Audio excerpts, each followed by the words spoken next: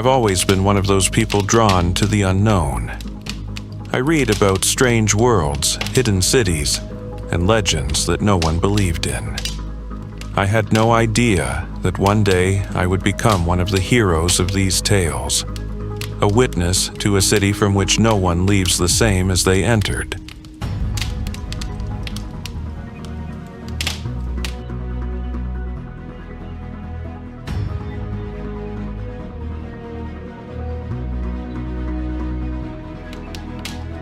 In the summer of 2023, I traveled to southern Morocco on an exploration trip between the Atlas villages and the desert trails. In a small Bedouin gathering, an elderly man spoke of a gate from which you never return. A stone cave in the heart of the sands known only to a few, opened only to those who forgot something important inside. I didn't understand what he meant, but curiosity won out. The next night, I headed to the site with the help of a quirky young guide. When we arrived, it was nothing more than a narrow opening in a rock wall.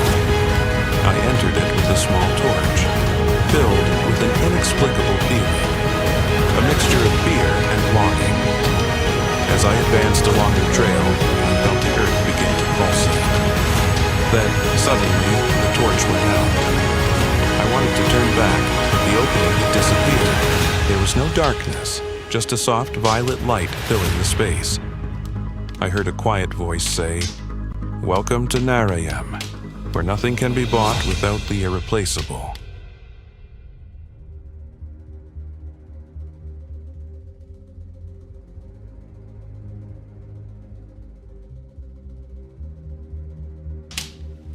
Before my eyes, a city unlike anything I've ever seen. Glass buildings that breathe, streets you don't walk on, but that transport you. Air that smells of rain even though the sun never sets, and residents with calm features, too much. In Naraim, the only currency is memories. I wanted to eat, so a girl wearing a coat that resembled smoke approached me and asked me for a memory close to your heart. I gave her a moment from my childhood, the day I played with my brother in the rain. My head felt hot, then suddenly, I no longer remember that moment. I only know it existed.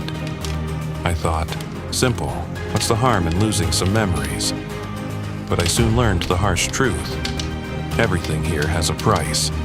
Food, shelter, even protection from the nocturnal creatures that whisper to those who have lost so much. I saw an elderly man crying on a street corner. I asked him, and he said, "I sold my mother's face to buy a room, and after that, I sold my name." In Naraim, there are no thieves, because anyone who gives away their memories steals themselves. I began to notice changes within me. I no longer remembered why I loved reading. The names of my friends began to fade. Even my features in the mirror seemed foreign to me. Every time I gave away a memory, a part of my heart was extinguished.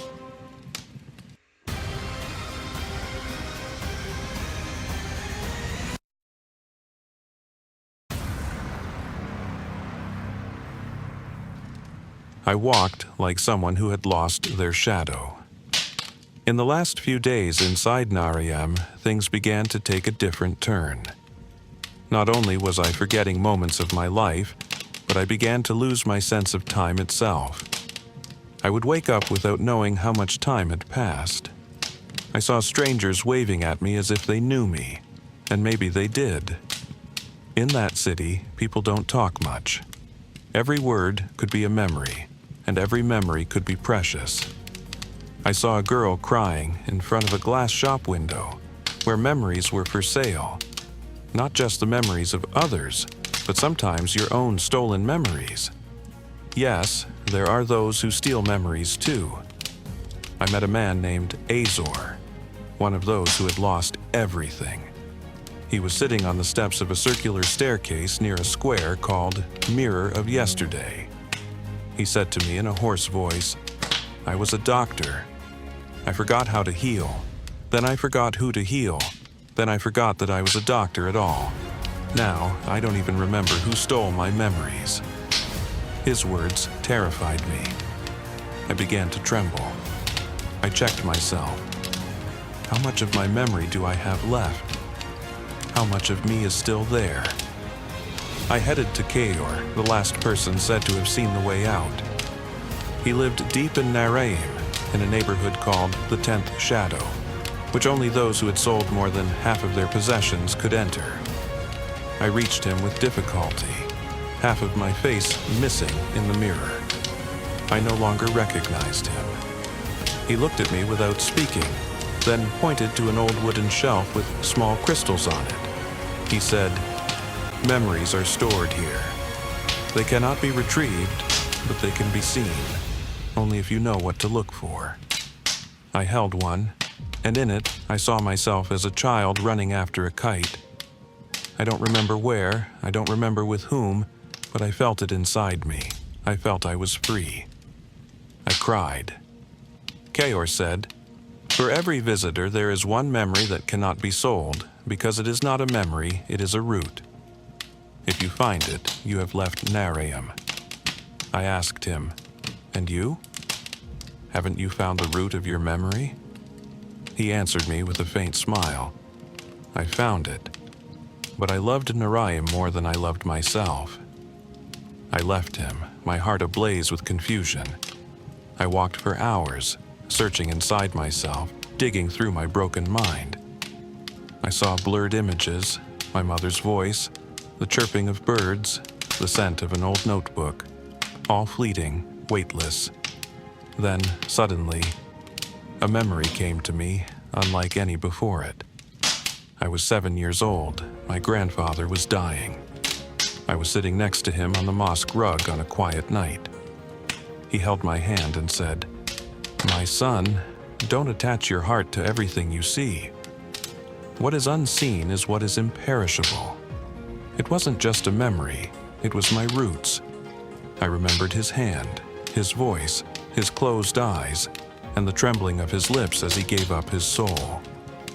I have never forgotten that moment, and I haven't sold it. As soon as it settled inside me, the city began to melt. Yes, literally. The streets shrank, the buildings shattered like broken glass, and the purple sky faded to black. I was in a whirl of light, as if I were falling from an endless height. My grandfather's voice was the only thing I could hear. I woke up. The desert was the same. The cave behind me was closed, but my heart wasn't the same. I held something around my neck, a necklace. Inside was a transparent crystal glowing faintly. I couldn't quite remember what was inside, but I felt it. It was the memory that wasn't sold and never will be sold.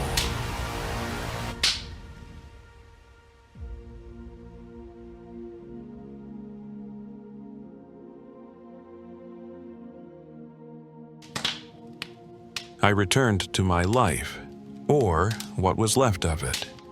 Everything seemed the same, the city, the people, my face in the mirror. But something inside me had changed. I no longer fussed over small details, nor did I seek to fill my time with anything. I paused to contemplate the sound of laughter, or the touch of a leaf. I treasured them, as if I were collecting memories for fear of losing them. Sometimes, in a moment of stillness, I glimpsed the specter of a distant city behind my closed eyes. A dreamlike city where people traded in priceless things. I wore the necklace on my chest every night. It still glowed, and no one saw it but me. When I asked myself, was Narayim real? I found no answer, but I do know one thing. There is a city beyond the sand. You can't enter it unless you forget, and you can't leave it unless you remember who you are.